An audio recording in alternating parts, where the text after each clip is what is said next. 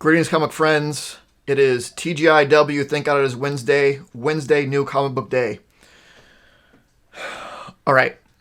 I'm ready. I'm ready to admit that somewhere along the line, I done messed up. I have been making excuses of, this is the reason I have this many books is because I picked this up, but this other one got dropped. It was just a big week. It happens. But eventually, if it keeps happening, the excuses only go so far. They only go so far. I have, I think, 14 books this week. So again, I am over. I need to take a stop and reflect upon myself and my decisions and see how I got here. Honestly, like I thought I was keeping things balanced with, like, if I pick something up, it's because something else was dropping off. And so things should basically even out. That may not have happened. So I might need to do a little bit of review. Either reviewing one of two things. If I want, maybe I'm okay. Maybe the amount that I'm getting, I'm okay with increasing a little bit. So I need to decide that. Or I need to decide if I want to know, I need to stick to this like target of 10, and reflect on what can go and what needs to stay and so on. But yeah, it's, and I could make some excuses, right? I could make some excuses. I can make the excuse that this is just a one-shot, and it was a SpiderMan one-shot, and I like Devil's Reign, so I decided to get it. It's kind of sits aside.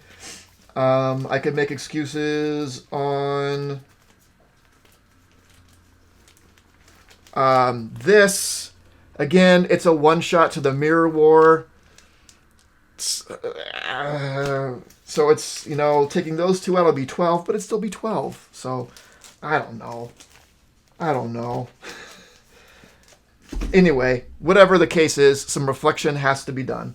But let's go. So let's start with, we've already seen SpiderMan, Devil's Reign, one-shot.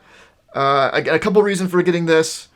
I really like Devil's Reign. I haven't gotten any of the other Devil's Reign one-shots, but I pretty much get everything that's Spider-Man to keep up my full Spider-Man collection.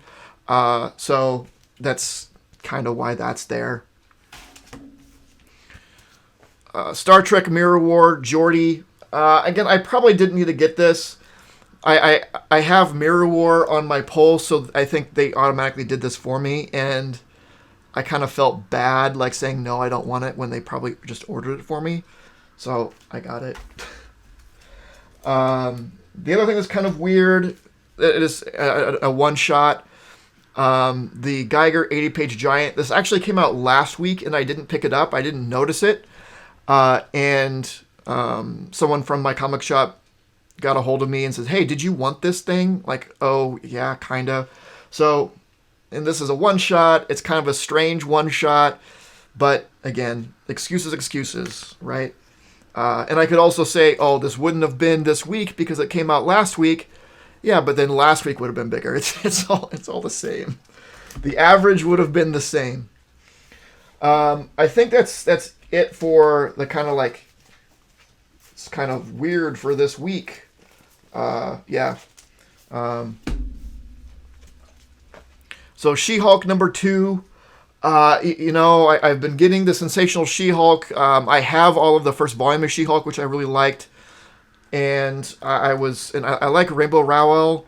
Not sure. I've liked most of her Runaways stuff. I mean, it wasn't all gold, but for the most part, I liked it. And it's been a while since we've seen She-Hulk, so I decided to pick up that as a limited series. So number 2 came out.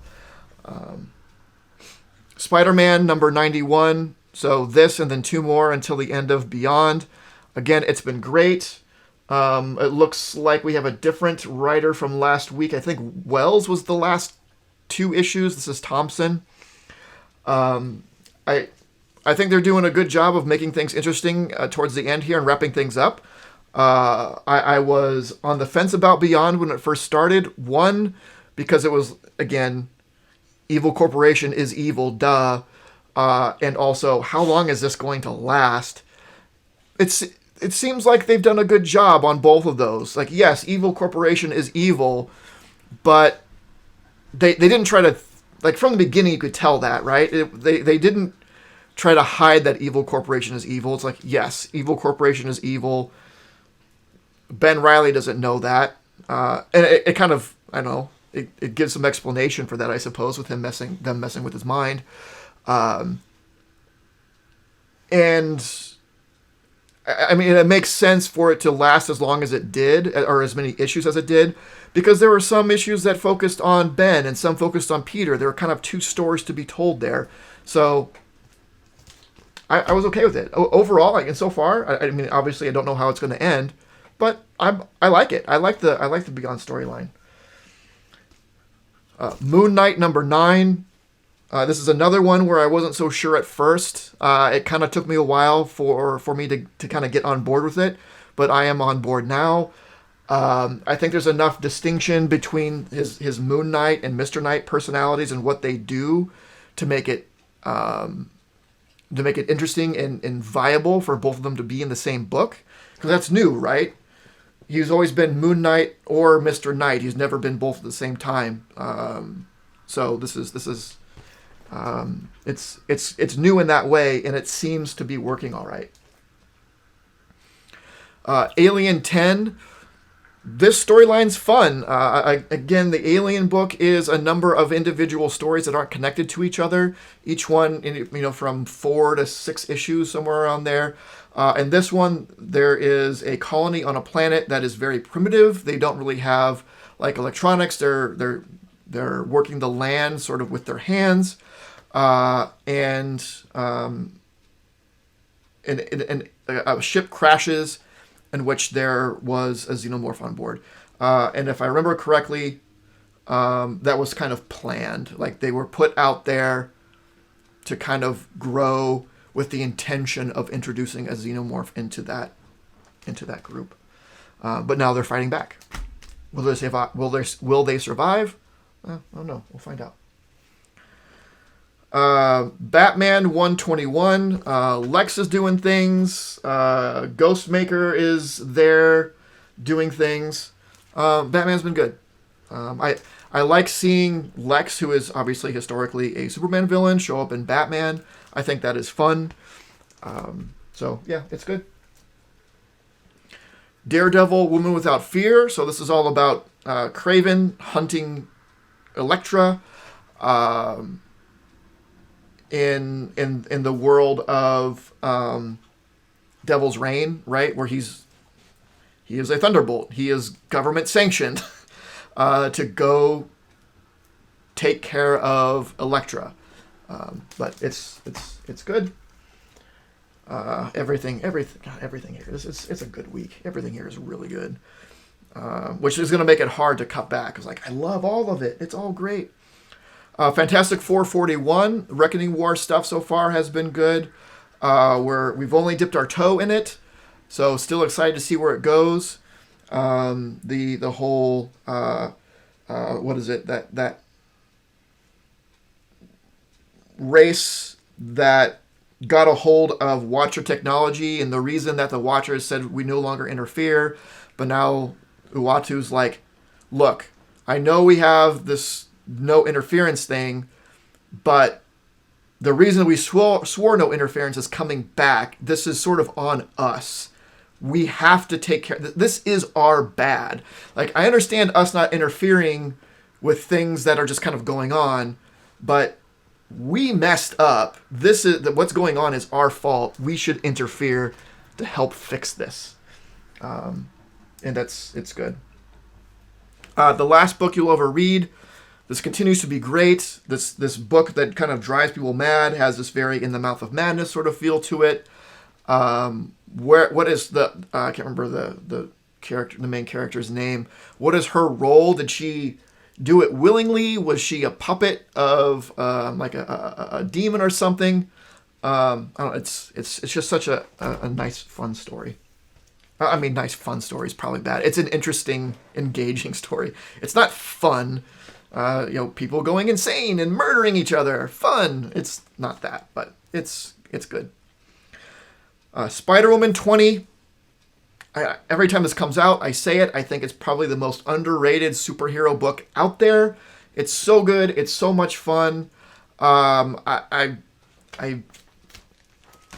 I hope enough people are reading it so it continues to be put out. I would hate to see it canceled because I enjoy it so much. It makes me so I have a full run of the volume 1 of Spider-Woman, which I haven't read yet. But reading this, every time I read this, it makes me like, oh man, I should read that next. That should be my next run that I read, just because I love Jessica Drew so much in this book. Nocturne number 8. One of the hits that I think that I started reading from the beginning because it looked interesting and the first couple issues were interesting. I think it's a great story. I think it's interesting. It's fun. Again, fun in that, like, I like reading comic books fun. Not fun as in, oh, it's a dystopian future where the apocalypse has come in its own way and you can't go outside at night or else you get murdered by monsters. Sort of fun. But it's a good story. Fun. And Crossover 12, which this cover is a callback to issue 1's cover, or one of issue 1's cover, which is interesting. Actually, this is very Geiger-esque with the green and seeing his skull. I wonder if Geiger shows up in this. That's my guess. Without having looked at it, my guess is that Geiger shows up because he's Image, right? Yeah, he's Image. I can look, right? Because here's he's Image. So that's my I'm calling my shot on that one. Geiger shows up in this issue, which will be fun because I like Geiger. So that's all the new issues. I also did pick up the first volume of Nice House on the Lake. I picked up the first issue of this and read it, and decided that this looks really fun, looks really good. But I was sort of sticking to my guns and being like, all right, some of these limited series, even the longer ones, I should just do in trade. And that's what I did. I stuck to it. I haven't done so great on that with some other books recently, but hey, I at least did it for this one. Go me. Sometimes little victories, right? Little victories. So that's it.